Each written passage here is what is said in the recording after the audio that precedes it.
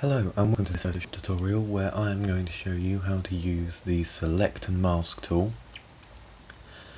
to select and mask objects or objects within images in Photoshop.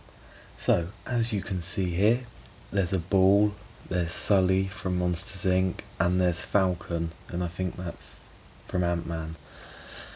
And the reason I've got these three very different images is because the ball is round and smooth, Sully has hair and fine hair, and I'm going to show you how to make it so you still get the hair when you mask out the background, and Falcon is a human and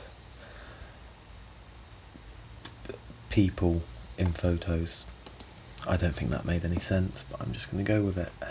So first, the ball. Zoom in a bit over here. So to select and mask, you want to click on this tool here. It will either be the object selection tool, the quick selection tool, or the magic wand tool, or you can just hit W on your keyboard, and then you want to go up to the bar at the top here and hit select subject first. And as you can see, because this is a ball on a white background, it's done that very well, and you don't even need to use the select and mask tool for this one, so you just hit that. But as you can see, there is a slight halo, I'd call it, around the ball there. So what you can do is go into select and mask and simply shift the edge inwards a little bit, then hit OK and hit the mask button again, and you can see there's no white line around the edge anymore. And yes, now the ball is selected and masked. Now we're going to move on to Sully. Now he has these very fine hairs here, so this will be quite a challenge for select and mask, I would imagine. So once again, select subject. Let's see how that does at selecting the general shape. It's done a pretty good job. Select and mask. Now you can make it more transparent so you can see the contrast better, but you want to keep it kind of between 80 and 90% in most cases, so you can still see here the hairs. So there are a couple of ways you can do this. You can try with the refine edge brush tool, which is made for hair, and just go on adding it, which seems to be doing a pretty good job here actually. Yeah, that's actually doing a surprisingly good job.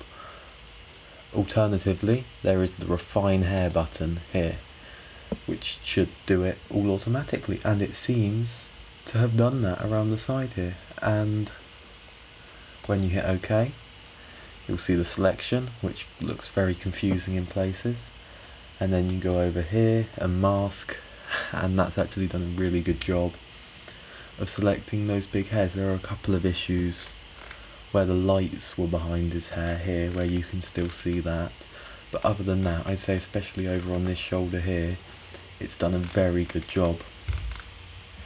And lastly, Falcon. Now once again, select subject. On this one, you might notice it's had a bit of trouble distinguishing Falcon from the background here. So we're simply going to use the add tool on the quick selection tool, so the add brush, and select that back in, and it's gone a little bit over. I thought it would. So you can hold Alt on the keyboard, which swaps it round to the minus, and then that's not perfect, but I would say it's good enough for this tutorial. You can obviously spend more time making your selections. And then select and mask. So, as you can see here, it's not bad. Let's just zoom in a bit. The scroll wheel zoom doesn't work in this interface, so you have to do Control plus and minus. you can see once again, as with the ball, you've got a bit of an outline around him in some places.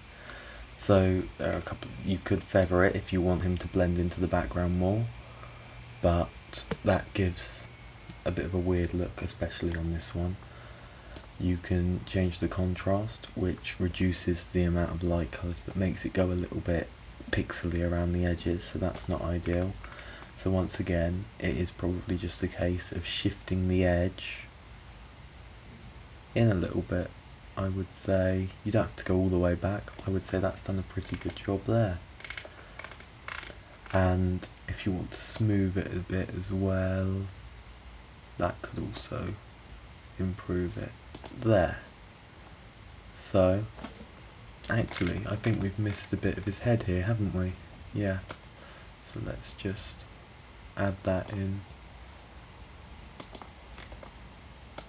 to the selection, and I think we can call that done once we hit there. So for simple objects, very easy. For hairy, furry objects, takes that little bit more effort, and for humans, it's a bit of both, because it's a bit of the smooth, and admittedly I didn't choose a very good person hair-wise, but you should be able to get the idea.